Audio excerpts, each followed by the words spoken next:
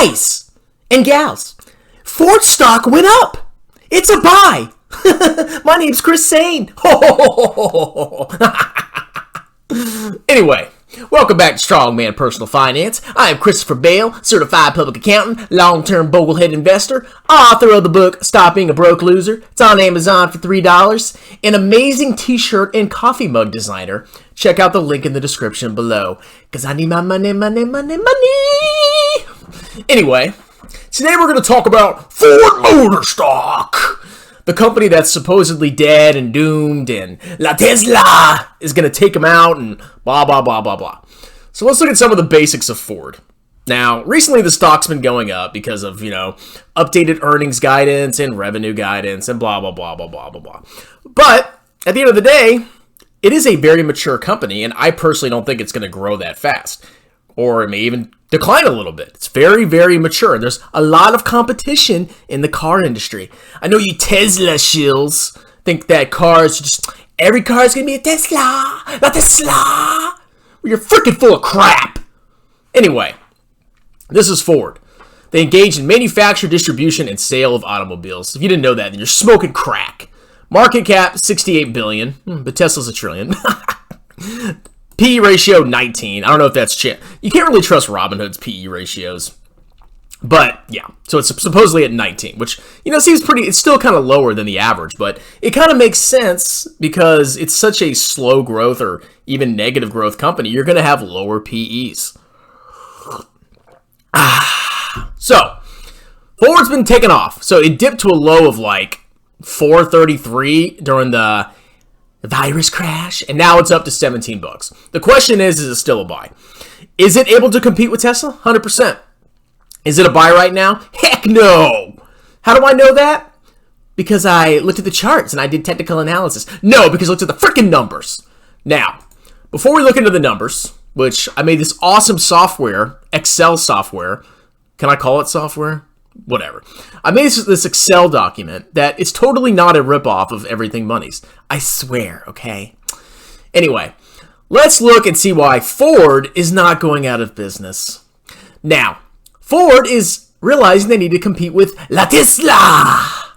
But they're also smart because they have not only full electric vehicles, but they have hybrids, which I would almost prefer a hybrid, okay? Because I'm on the freaking interstate traveling, and I don't want to sit there at a gas station and charge my Tesla for 30 freaking minutes. I want to pull off, take a pee-pee, take a poo-poo, fill up my gas tank, freaking go, okay? As opposed to sitting there, oh my god, I'm so liberal and amazing, I'm going to charge my car for 30 minutes, oh my god, what's a good person, what's a good person?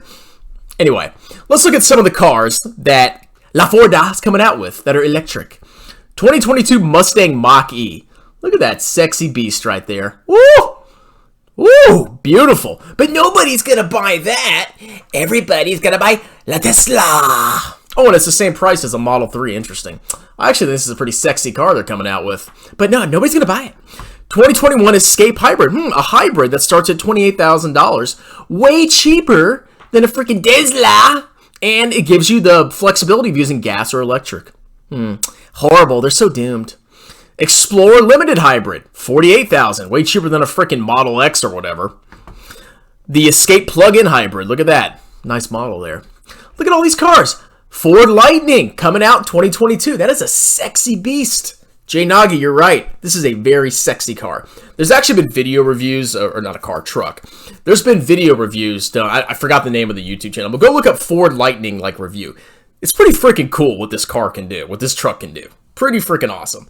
And then they have the 2020 Maverick, which is a standard full hybrid truck. Awesome. Very convenient. I don't want to just have electricity, personally. And then, of course, they have a van. Cute. But Ford's dead. It's over, boyo. La Tesla. So, Ford's market cap, even though they're coming up with pretty good competition for Tesla, or I would say even nicer looking cars, is $68 billion, as opposed to Tesla's. Let's see where Tesla is right now. La Tesla. It's not a bubble. It's not a bubble, bro. It's the future, bro. 1.12 trillion. All right, so let's go look at the numbers. So what I do is I go on Morningstar.com. I get a free subscription for your library. If you want free analysis tools, go check out your local library. They may have it for you. I get this completely free. Do you think I'd pay for this? I'm cheap. So I go on Morningstar. I go to key ratios here. I get full key ratios data. Brings up the sexy data, which I know, these are numbers, okay? This is math. You Tesla shills. It's future, bro. You gotta do math and look at the numbers. Then they have this convenient little export sheet, which I export, and then I drop it into my, so decent model. So these are the ratios. I open my model, I copy and paste it into here, and it gives me, some rough approximations. It shows me revenue growth, change in operating income, share changes, basically small little buybacks. And I can reference everything I need. I can look at free cash flows or percentage of sales. I can look at net margin. I can look at financial health rate. Everything's freaking here. This is awesome, okay? Now, you can make your own model, and maybe you have different assumptions, and that's fine. But it's extremely convenient to use Morningstar. I really like it. So, looking at some financial health issues, before we go into the numbers. Current ratio, which is a sign that the company's able to pay its short-term debts, it's good. It's over 1. Quick ratio, also over 1. Good. Financial leverage, looks like it's been going down and down and down and down. That's good. That's less debt. Debt to equity's been going down pretty decently, or it went down the last quarter at least. So at least they're paying off debt a little bit. Well, here's my model right here. And basically all I do is I take the most recent year of revenue, the last 12 months, and I multiply it by an input. That gives me the revenue for every freaking year going forward. Then I calculate a net margin by taking a percentage of that revenue projected, and then I discount it at my required rate of return. I then have a terminal multiple, which is just whatever the last year's earnings are, the last year's earnings divided or multiplied by the projected price to earnings ratio at the time of sale. That gives you the total cash flows that you receive, and you can divide that by the change in the shares, and that gives you the stock price at the end of the end of the time period. So, looking at this, I've put in some inputs for Ford. I think Ford is a very mature company, and they're probably not going to have a lot of revenue growth. You can actually go look, and you can see revenue's been basically flat or even declining. It's been declining. I don't think it's going to massively decline going forward. I mean, Tesla's taking over, but I think they just had a couple good years in 2018, 2019. And then as they enter the EV race, I think they're going to, at least survive.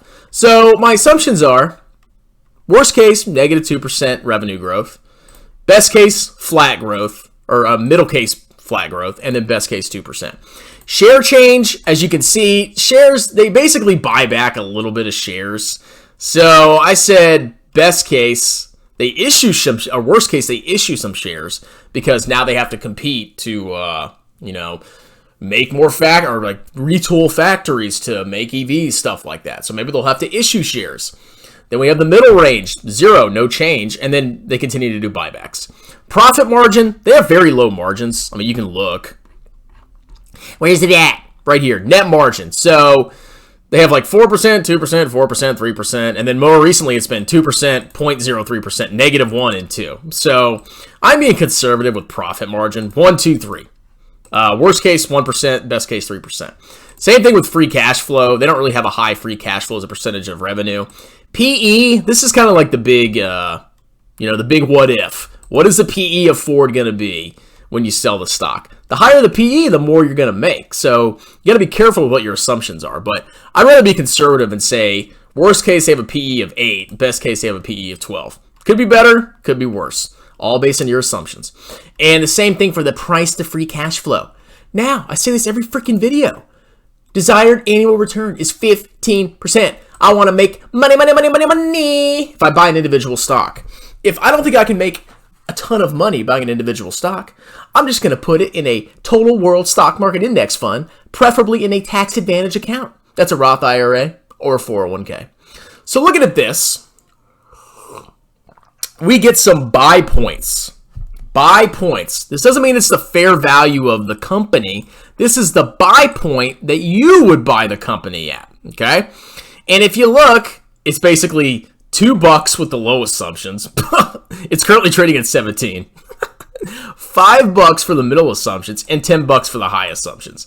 Now, if you don't want a 15% return, 10%, 10%, 10%, still not a buy. Let's say you want a 2% return. Oh, it's a buy. If you want a 2% return going forward and you believe the high assumptions are the truth, Go ahead and buy Ford, bro. So, what are my thoughts? Is it a buy? No, not in the slightest. Now, if you go back and look, let's get rid of Tesla. It makes me want to vomit when I see that company. When you go look at Ford, it was actually probably a pretty good steal when it crashed after the virus, okay? And then it's had this massive run-up. I mean, whatever.